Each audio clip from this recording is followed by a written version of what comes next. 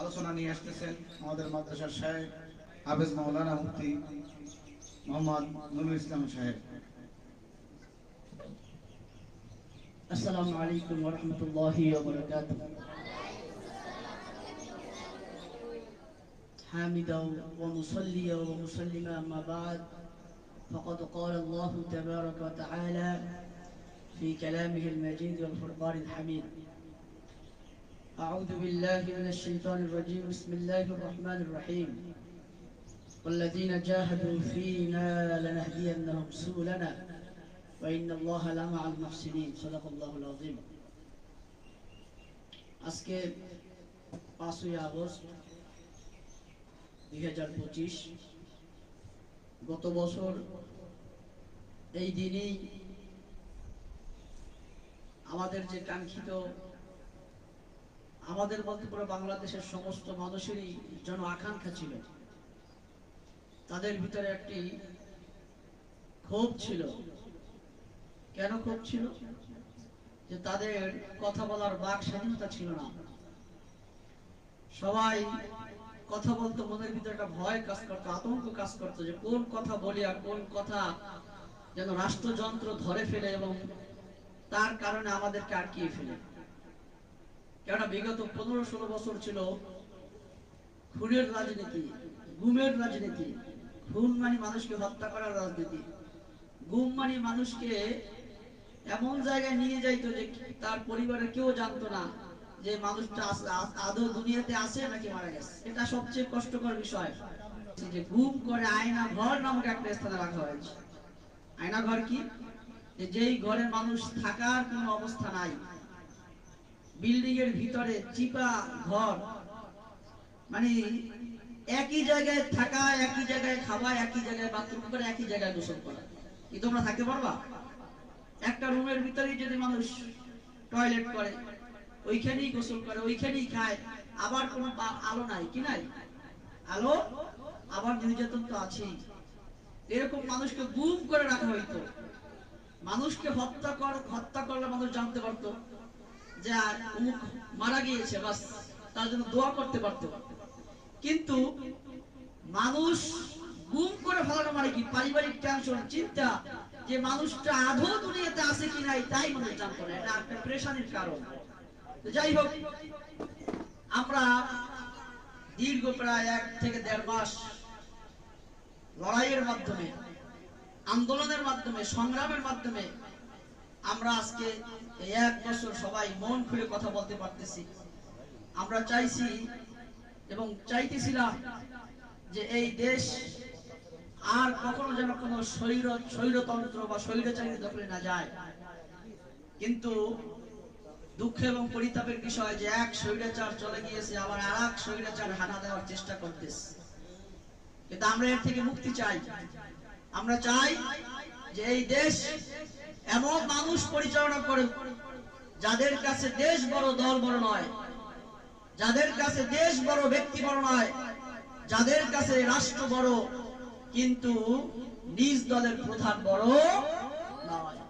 আমরা এমন একটি রাষ্ট্র চাই যে রাষ্ট্রে থাকবে শান্তি, অশান্তির কোনো লেশ থাকবে না। আমরা এমন একটা রাষ্ট্র চাই যে রাষ্ট্রে কোনো চাঁদাবাজ থাকবে না। আমরা এমন একটা রাষ্ট্র চাই যে রাষ্ট্রে কোনো সন্ত্রাসী থাকবে না।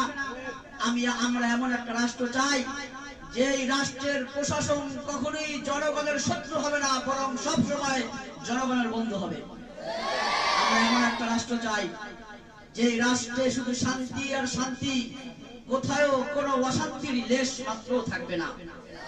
আর এমন রাষ্ট্র যদি আমরা চাই তাহলে অবশ্যই এমন শাসকের দরকার, এমন রাষ্ট্রপ্রধানের দরকার যারা ব্যক্তি নিয়ে চিন্তা করবে না, দল নিয়ে চিন্তা করবে না, যারা চাবে কিভাবে এই দেশের মধ্যে শান্তি আসে, কিভাবে সমস্ত মানুষ সবাই যার যার স্থান থেকে অধিকার পায়, ন্যায্য অধিকার পায়, এই দেশের মা বোনরা যেন আর কখনো ধর্ষণ না হয়, এই দেশের কোমলমতি শিশুরা যেন কখনো গুম, খুন এবং হত্যা না হয়, এবং এই দেশের নিরপরাধ মানুষরা যেন হাজার হাজার বছর অপরাধ করা ছাড়াও জেলের ঘানি টানতে না হয়।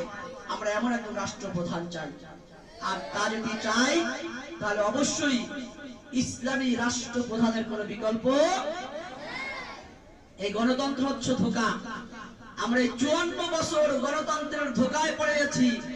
গণতন্ত্র বলে, তাদের মৌখিক স্লোগান দেয় যে democracy is the government by the people for the people of the people.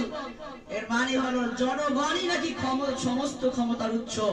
আর এই জন্যই বলে যদি কেউ এই তন্ত্রে বিশ্বাস করে তাহলে তার আর ঈমান থাকে না, কারণ এই তন্ত্রটা হচ্ছে মিথ্যা তন্ত্র। সুতরাং যারা জনগণকে প্রভু মানতে চায়, আদতে তারা নির্বাচনের সময় জনগণকে প্রভু মানে, কিন্তু যখন নির্বাচন চলে যায় তখন তারা প্রভুর আসনে ক্ষমতাসীন হয়। এই জন্য আমরা এই দেশের প্রভু দেখতে চাই না। আল্লাহ রাসূলের হাদিস, সাইয়্যিদুল কওমি খাদিমুহুম, যে যারা কওমের নেতা হবে, যারা কওমের রাষ্ট্রপ্রধান হবে, কওমের প্রধান হবে, রাষ্ট্রের প্রধান হবে, তারা হবে ওই রাষ্ট্রের সমস্ত জনগণের খাদেম। সমস্ত জনগণের কি হবে? খাদেম হবে। আমরা এমন শাসক চাই, আমরা এমন রাষ্ট্রপ্রধান চাই যারা জনগণের প্রভু হবে না, খাদেম হবে। যারা কখনো জনগণের মাথায় কাঁঠাল ভেঙে খাবে না, বরং জনগণের সর্বশ্রেণীর মানুষের সুখ দুঃখ দেখবে এবং নিজে ভাগ করে নেবে। আল্লাহ রাব্বুল আলামিন আমাদের সকলকে এই জুলাই বিপ্লবের যে ফলাফল এটা ভোগ করার তৌফিক দান করুন, এবং এর দ্বারা আমাদেরকে এমন কিছু শিক্ষা গ্রহণ করার তৌফিক দান করুন যে যদি যুব সমাজ জেগে ওঠে, ছাত্র সমাজ জেগে ওঠে, তাহলে ওই বিপ্লব ঠেকানোর মতো ক্ষমতা পৃথিবীতে কোনো কামানের নাই। ওই বিপ্লব ঠেকানোর মতো ক্ষমতা পৃথিবীর কোনো পরাশক্তির নাই। ওই বিপ্লব ঠেকানোর মতো ক্ষমতা পৃথিবীর কোনো পারমাণবিক বোমার নাই। যৌবনী শক্তি, যৌবনী কি শক্তি। তোমাদেরকে থেকে শিক্ষা নিতে হবে যে যেখানেই জুলুম হবে, যেখানেই জালেম মাথা চালা দিয়ে দাঁড়াবে, সেখানেই আমরা যারা যুবক আছি, আমরা যারা ছাত্র সমাজ আছি, ওই জুলুমের মস্তাদ, ওই জালেমের মস্তাদকে চূর্ণ বিচূর্ণ করে ছাড়বই ইনশাআল্লাহ। আল্লাহ রাব্বুল আলামিন আমাদের সকলকেই জালেমের সামনে, জুলুমের সামনে মাথা উঁচু করে দাঁড়ানোর তৌফিক দান করুক, এবং যারা মাজলুম আছে, যারা নির্যাতিত আছে, তাদের পাশে সদা সর্বদা মৌমাছির মতো থাকার তৌফিক দান করুন। আমিন। ওয়া আখিরু দাওয়ানা আলহামদুলিল্লাহি রাব্বিল আলামিন।